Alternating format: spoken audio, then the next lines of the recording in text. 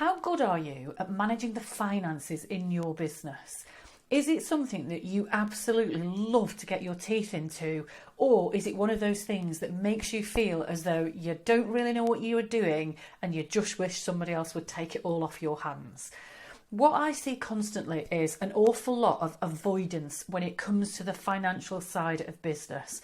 Unless you're an accountant or a bookkeeper, then 99% of people did not go into business because they love numbers, they love maths, they love finances, they love accountancy. Generally, for most people, it is not a passion, and that leads to an awful lot of avoidance. What I think I also see is people who believe that you're supposed to understand the finances in your business the same way applicants understand it when they go on Dragon's Den. These people that understand these figures inside out, upside down, back to front, and they know it all off by heart. But the truth of the matter is, almost nobody knows all those numbers for their business and knows them off by heart. That's the point of actually having a decent accountant and a set of proper accounts. So I think the first thing I would say is don't compare yourself to others when it comes to managing the finances in your business. Don't run with a perception that you're supposed to be really savvy at all of this stuff. But the crucial thing I would say is it's absolutely your responsibility to understand the numbers in your business. And it's also a fact that the more you get to grips with the finances in your business, the more professional, the more accomplished, the more business savvy you will feel. And actually, if you give in to the temptation and really find out about these numbers, then you'll find that the numbers side of your business can actually be really sexy. I know that sounds like a surprise, but getting to grips with your numbers can be a massively reassuring thing to do. But not just reassuring, because numbers don't just tell you where you are now and what you have done. They can also give you a fabulous insight to where you're going and what the future is going to look like. So if you're somebody who doesn't love the number side of the business, who feels like you should be doing a little bit more, but you're not quite sure where to start, here are a few little tips for you today.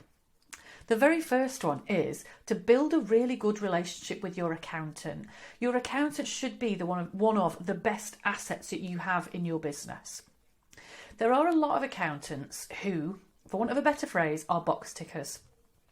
They will make sure that all your returns are submitted on time and that everything is done absolutely correctly. But they might make you feel like a bit of a moron if you ask them a question. But what there are also out there, and more so these days, are accountants who actually really want to help you understand the numbers. They want to help you not just understand them, but actually use them. So a conversation with your accountant will tell you which are the most important numbers for you to actually track and understand in your business. And those could be different numbers each year, not totally different, but you may have a different emphasis each year.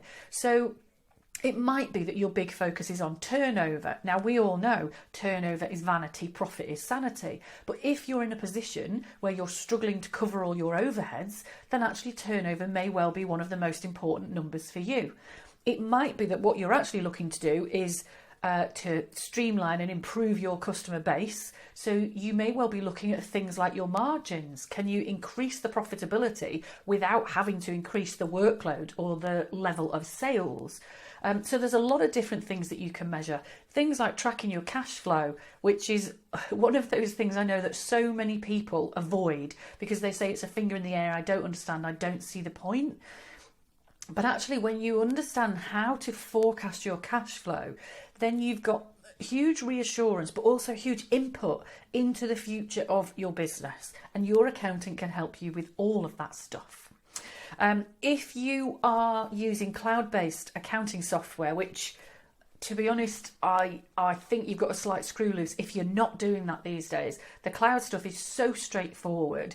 It's incredibly inexpensive compared to other business overheads, but the level of control and awareness and visibility it gives you is just fabulous. So I would say you definitely want to use something like that. You want to get to grips with it. You don't have to understand the absolute nitty-gritty and every single functionality, but you do need to understand the basics of what it's telling you, those snapshots of the health of your business. And you need to start using those things to help you make informed decisions about the future of your business. business. Maybe you want to focus on things like what percentage of profit are you spending on marketing, or what percentage of turnover are you using to cover your wage bill. So there's loads of brilliant ways that you can actually use these numbers to help you really understand your business and make fabulous strategic decisions for growth. Now, obviously, normally I'm saying if you need a bit more help with this, you know where I am. I'm largely going to say this week, if you need more help with this, go and talk to your accountant. But if you're not sure how to build a relationship with your accountant, if you're not quite sure where to start in terms of how to find a good one, or if you're just not sure what sort of things to ask them, then I am more than happy to always have a little bit of a chinwag to help you understand what is your next best step and get you sent off in the right direction to help you manage your finances better. So if you need help, please do get in touch with me. If you've got a great accountant, make sure you really strengthen that relationship and use them more often. Use and abuse your accountants. That is the motto of the week.